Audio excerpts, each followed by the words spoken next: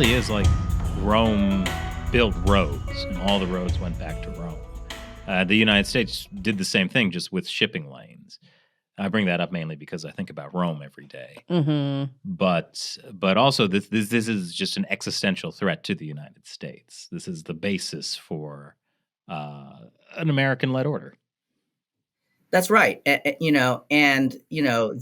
The American-led order is what allowed for the globalization process to happen, that allowed for the prosperity to spread across the international system, not least of which was China. China was arguably the greatest beneficiaries of America's role as the guardian of the seas, because this system remains fundamentally a positive sum game, right?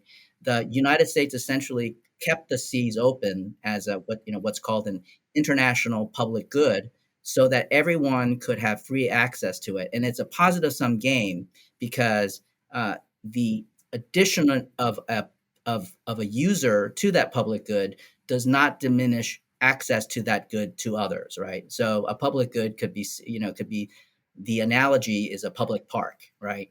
An additional visitor to that park does not diminish another user of that park and that user's ability to enjoy the facilities provided by that park. And so the U.S. Navy basically played that role in ensuring that everyone could make free use of the seas. And I fear that China's domination of the near seas, for example, would significantly undermine that particular principle. And I think it's important to note here that this idea of open access, this idea of an international public good, is indivisible. In other words, you can't take exception to the rule in one place. You have to accept this principle universally so that everyone can enjoy that access. And I worry again that because of China's view of the international maritime regimes, and it's more sort of negative sum, perhaps even zero sum, or even negative sum view of the maritime domains could do some real harm to this order. So what happens when you have this public good, like a public park, but then China comes in and they start taking all the fish out of the park? Or they start doing things like, okay, they rope off a playground. They're like, this is our playground. No one else can come to this playground. So these Qing Dynasty maps showed that we had been to this playground, since ancient times. So what happens, like, how do you respond to that while keeping the park open? Yeah, and so I think this is what the United States and its allies have been doing. I think the bumper sticker "Free and Open Indo-Pacific" is designed precisely to fight China's attempt to continue that analogy, rope off parts of the park, right? So I think China right now essentially wants to have it both ways, right? It wants to impose restrictions on foreign use of the near seas, so running from the Yellow Sea, East China Sea, Taiwan Strait down to the South China Sea. But if it's outside of the near seas, then everyone should have free access, including China's free access to the global commons. And you can see how that's not going to work, right? You cannot take exception to that rule without having an undue negative impact on the overall system. So what the United States has done in part is to conduct these regular freedom of navigation operations to basically demonstrate that the United States can operate freely in the air, above the sea, on the sea, beneath the sea, in accord with international law. U.S. allies have also done the same. I think it's important to note, though, that we should not see the freedom of navigation operations as a kind of a panacea, as a kind of a silver bullet that will solve all of our problems, right? We need to push back against China beyond simply conducting these operations, because these operations are episodic, and you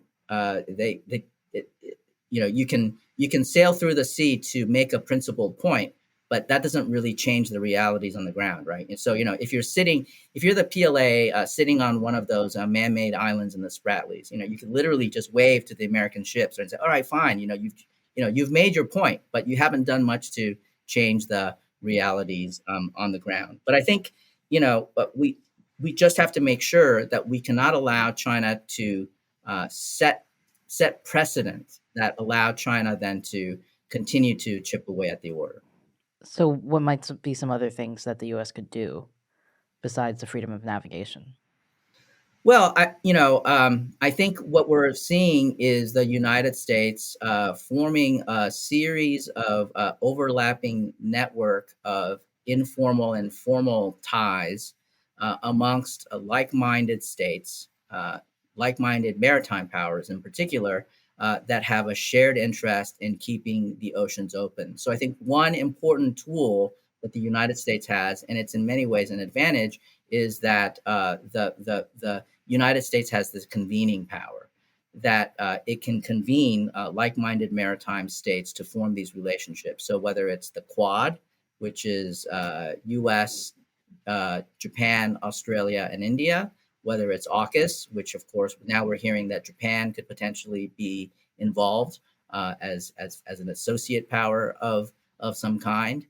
If you look at the relationship that Japan is forming independently with Australia, with India, Japan's attempts to build the capacity of frontline states like the Philippines and Vietnam, or the trilateral relationship between Japan, South Korea, and the United States.